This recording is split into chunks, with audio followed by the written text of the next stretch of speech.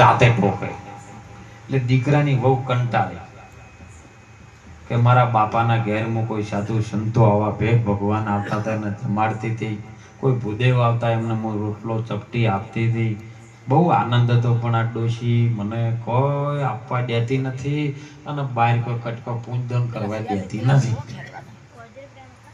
એક સમય બન્યો ડોશીમાને એમના કોક દીકરીના તો એવો પ્રસંગ બની ગયો અને ડોશીમાં કે હવે હું જાઉં છું ને બેટા તું સંભાળ. દીકરીના તો આવો પ્રસંગ બન્યો મારે જવું પડે. બાતો ને આગળ ગયા. દીકરાની વહુને ખબર પડી કે આજ મોકો છે, આજ મારી મઢોલીએ, આજ મારી ઝૂંપડીએ જેમ શબરી વાટ જોતી હતી ને ઝૂંપડીએ, મનનો મોરલીયો રટે તારું નામ મારી ઝૂંપડીએ તમે આવો મારા. એમાં દીકરાની વહુ ભગવાન સાધુ સંતોની વાટ જોતી હતી અને એમાં મારા જેવા એક આવી ગયા. બીજા નહીં કેવું ગમે. અલખ નિરંજન કે બાપુ આવો આવો પધારો પધારો, ઝૂંપડી પાવન કરો. આજ મારી હાહુ ઘેર નહીં, તમે કોઈ જમવાનું બનાવી દો, કોઈ કરતે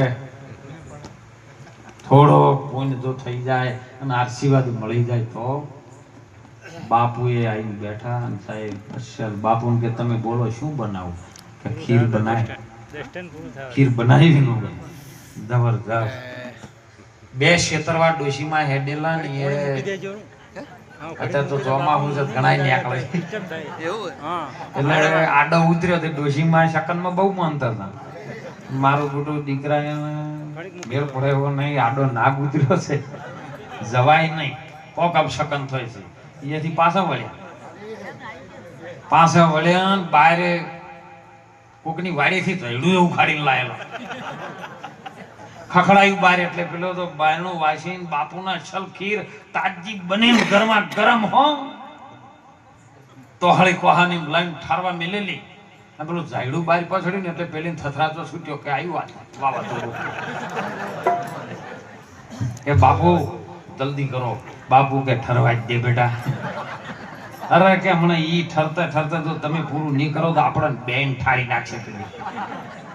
હરો પારનો બાપુને ઝાપટાઈ દીધું વાટલું, બાપુ ઊનું ઊનું ઠાટકાઈ અને મોય બળતર ઉગડી કટલું ફોરીને જાતે જાતે એ બાપુ આશીર્વાદ તો હાલતા જો કે આશીર્વાદ નું ઠેકાણું હતું એ હળગાઈ મારી.